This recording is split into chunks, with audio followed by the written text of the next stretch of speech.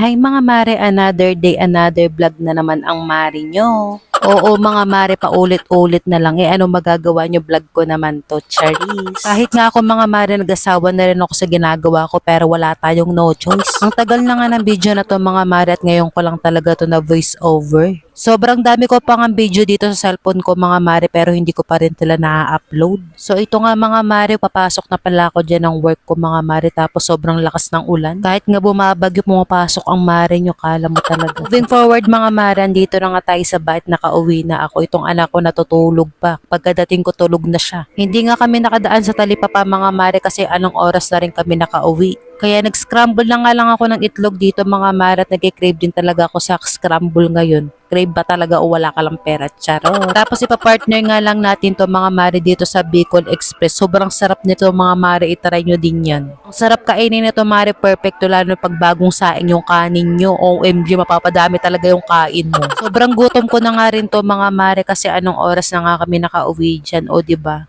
Mukhang mapaparami na naman ata yung kanin ko ngayon, oh no.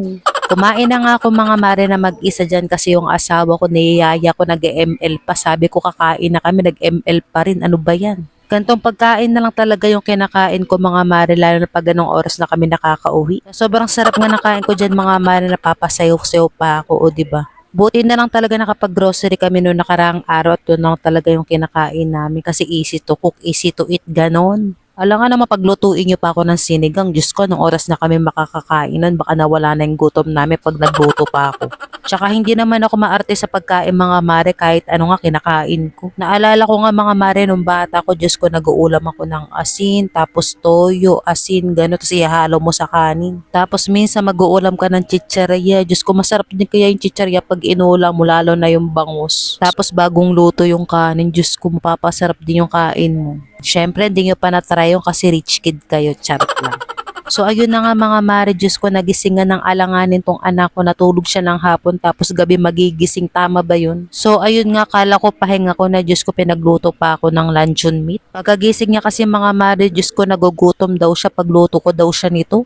Buti na lang talaga at may mga ganito kaming stock sa bahay kasi pag mga alanganing oras ka na nagugutom, ang dali lang nito lutuin, o diba? Tapos makakakain ka na, busog ka na, ganon. Tatlong luncheon meat nga lang mga mare yung niluto ko dyan kasi si Kurt lang naman yung kakain, kumain na kami mag-asawa kanina.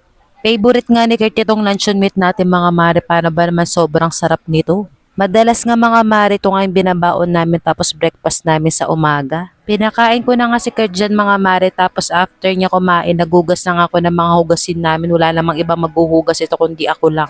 Wala kasi tayong no choice mga mare. Hala, nagreklamo na yung babaeng to. Hindi na para magreklamo pa. Wala naman tayong no choice kasi ginusto naman natin to. So ayun lang mga mare. See you sa next vlog.